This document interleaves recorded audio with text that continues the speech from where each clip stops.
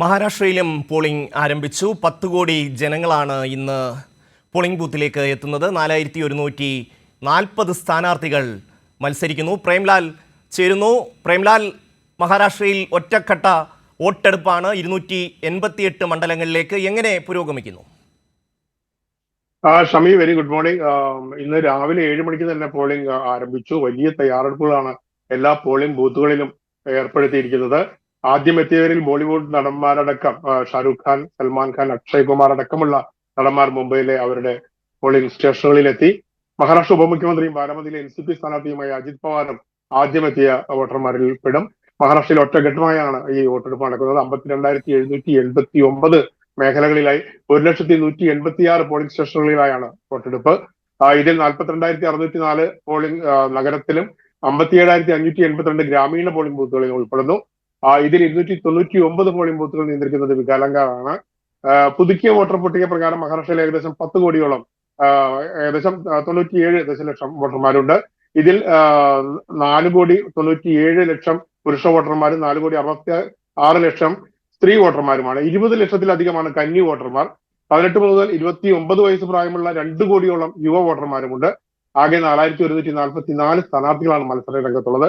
Voter ലിസ്റ്റിൽ പേരുറപ്പിക്കാൻ തെരഞ്ഞെടുപ്പ് commission website പ്രയോജനപ്പെടുത്തിയത് വലിയ സൗകര്യമായിട്ടുണ്ട്. അതുകൊണ്ട് തന്നെ ഇക്കുറി പോളിംഗ് കൂടുവാനുള്ള സാധ്യതകളെല്ലാം ഉണ്ട്. വോട്ടർമാർക്ക് അവരുടെ പോളിംഗ് ബൂത്ത്, സമീപത്തെ പാർക്കിംഗ് സ്ഥലം, ബൂത്തിലെ തിരക്ക് എന്നിവയെ കുറിച്ചുള്ള വിവരങ്ങൾ വിരൽത്തുമ്പിൽ ലഭിക്കുമെന്നതും പോളിംഗിന് വലിയ ഗുണം ചെയ്യും.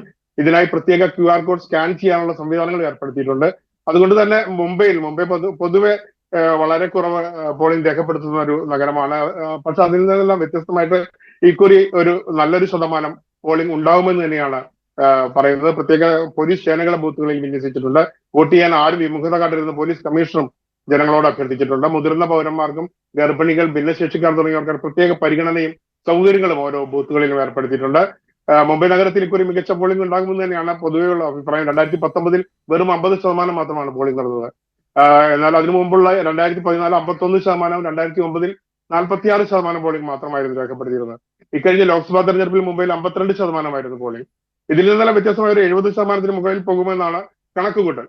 എന്നാൽ ഇക്കുറി ഗ്രാഫ് എല്ലാം മാറി മറിയാനുള്ള ഈ മഹാവികാസ് അഘാഡിയും അതുപോലെ തന്നെ മഹായുതി NDA സഖ്യവും ഇവർ തമ്മിലുള്ള ഒരു പോരാട്ടത്തിൽ ആദ്യഘട്ടത്തിൽ മഹാവികാസ് അഘാഡി കുറച്ച് മുൻതൂക്കം നേടിയിരുന്നു എന്ന് പറയുന്നു. പക്ഷേ ഈ കഴിഞ്ഞ ഫട്നാവിസിൻ്റെ ഏക്നാഥ് ഷിൻഡെയുടെ ഭരണത്തിൻ്റെ അവസാനമായപ്പോഴത്തേക്കും സൗജന്യങ്ങളുടെ ഒരു വലിയ പെരുമഴ അവിടെ പ്രഖ്യാപിക്കുന്ന ഒരു സാഹചര്യമുണ്ടായി, വനിതകൾക്ക്, യുവജനങ്ങൾക്ക് ഒക്കെ തന്നെ.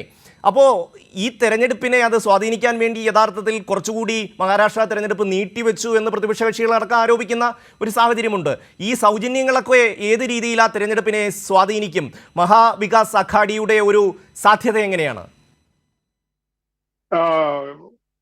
സൗജന്യങ്ങൾ, നിരവധി വികസനങ്ങൾ ഉയർത്തിക്കാണെങ്കിൽ നിരവധി സൗജന്യങ്ങൾ പ്രഖ്യാപിച്ചുമാണ് ഭരണപക്ഷം പ്രചരണങ്ങൾക്ക് തുടക്കമിട്ടത്. പക്ഷേ ഈ ഓരോ വികസനങ്ങളിലും ഓരോ പ്രോജക്റ്റുകളിലുമുള്ള അഴിമതി ചൂണ്ടിക്കാട്ടിയും തൊഴിലില്ലായ്മ, കാർഷിക ദുരിതങ്ങൾ, പ്രാഥമിക സൗകര്യങ്ങൾ പോലും ഇല്ലാതെ പറയുന്ന ആദിവാസി മേഖലകൾ, മറാഠ സംവരണം തുടങ്ങിയ പ്രശ്നങ്ങൾ ഉന്നയിച്ചുമായിരുന്നു പ്രതിപക്ഷം ഇതിനെല്ലാം കൗണ്ടർ ചെയ്തത്. ഈ സൗജന്യ പ്രഖ്യാപനങ്ങൾ സൗജന്യമായിട്ട് മാസം തോറും 1,500 രൂപ സ്ത്രീകൾക്ക് കൊടുക്കുന്നത്, അതെല്ലാം വലിയ ബാധ്യതയാണ് സംസ്ഥാനത്തിന് ഉണ്ടാക്കുവാൻ പോകുന്നതെന്ന് പൊതുവെ ഭരണപക്ഷത്തിലെ മന്ത്രിമാർ തന്നെ സമ്മതിച്ചിട്ടുള്ളതാണ്. സാമ്പത്തിക പ്രതിസന്ധിയിലുള്ള സംസ്ഥാനത്തിന് താങ്ങാനാവാത്ത പ്രഖ്യാപനങ്ങളാണ് ഈ തെരഞ്ഞെടുപ്പിന് വേണ്ടി മാത്രമായിട്ട് നടത്തിയിരിക്കുന്നത്. കഴിഞ്ഞ ലോക്സഭാ തെരഞ്ഞെടുപ്പിൽ NDA സഖ്യത്തിനെ കരയിച്ചത് ഉള്ളിയായിരുന്നു. തെരഞ്ഞെടുപ്പ് ഫലത്തിന് ശേഷം മുഖ്യമന്ത്രി ഏക്നാഥ് ഷിൻഡെയും അജിത് പവാറും ഇത് പരസ്യമായി പറയുന്നു. കർഷകരുടെ ദുരിതങ്ങൾക്ക് കാലങ്ങളായിട്ടുള്ള ഒരു പരിഹാരവും കൊടുക്കാതെയാണ് ഇത്തരം പ്രഖ്യാപനങ്ങൾ നടത്തി വീണ്ടും ജനങ്ങളെ വഞ്ചിക്കുന്നത് എന്നുള്ളൊരു കറക്കെ അതിന്റെ ഒരു പ്രതീതി തെരഞ്ഞെടുപ്പിലുണ്ടായിരുന്നു. എന്നാൽ കൊട്ടിക്കലാശം അടുത്തതോടെ സൗജന്യ പ്രഖ്യാപനങ്ങളുടെ പെരുമഴയ്ക്ക് ശേഷം ഈ ധാരാവി പുനർവികസനവും ഏറെ ചർച്ച ചെയ്യപ്പെട്ടു. കാരണം അത് അദാനിക്ക് കൊടുക്കാനുള്ള ഒരു ഇതിന് വളരെയധികം പ്രതിപക്ഷവും ചോദ്യം ചെയ്തിട്ടുണ്ടായിരുന്നു. തീർച്ചയായും പ്രേംലാലിലേക്ക് പിന്നീട് മടങ്ങിയെത്താം.